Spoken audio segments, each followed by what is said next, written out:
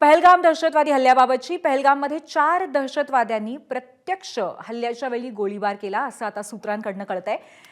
3 दहशतवादी हल्ला करणाऱ्या नराधमांना संरक्षण देत होते। म्हणजे एकंदरीत 7 दहशतवादी असावेत, त्याच्यापैकी 4 जण प्रत्यक्ष हल्ला करत होते आणि 3 जण त्यांना संरक्षण देत होते। हल्लेखोरातील आदिल गुरी, आसिफ शेख या दहशतवाद्यांची ओळख पटल्याचंही आता कळतंय।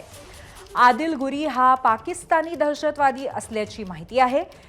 आदिल गुरी आणि शेखसह उर्वरित दोघेही दहशतवादी हे पाकिस्तानी असल्याचं आता स्पष्ट होत आहे।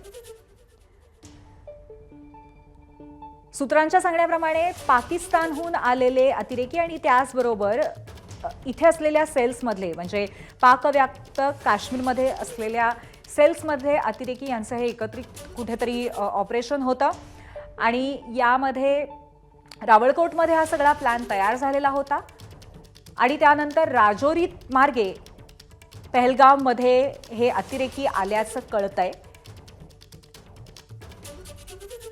आणि या सगळ्यामध्ये 4 अतिरेकी असे होते ज्यांच्यावरती प्रत्यक्ष दहशतवादी हल्ला त्यांनी केला आणि त्याचबरोबर 3 जण असे होते जे हल्ला करणाऱ्या चौघांना कुठेतरी संरक्षण देत होते।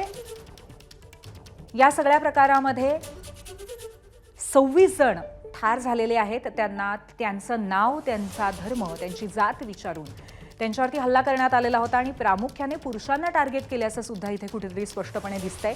महाराष्ट्रातल्या 6 जणांचा यामध्ये मृत्यू झालेला आहे, त्याच्यापैकी एक पनवेलचे, 2 जण पुण्याचे आणि 3 जण डोंबिवलीचे आहेत। आणि या सगळ्या दरम्यान आता दहशतवाद्यांची स्केचेस जारी करण्यात आलेली आहेत, त्यामुळे कुठेतरी या सगळ्या सर्च ऑपरेशनला, कोमिंग ऑपरेशनला आणखीन वेग येईल अशी आशा आहे।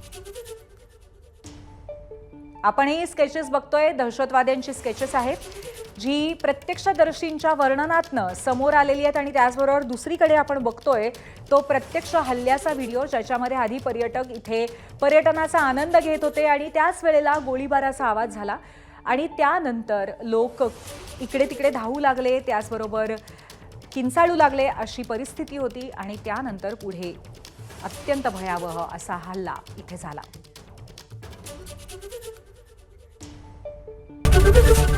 एबीपी माझा, उघडा डोळे बघा नीट।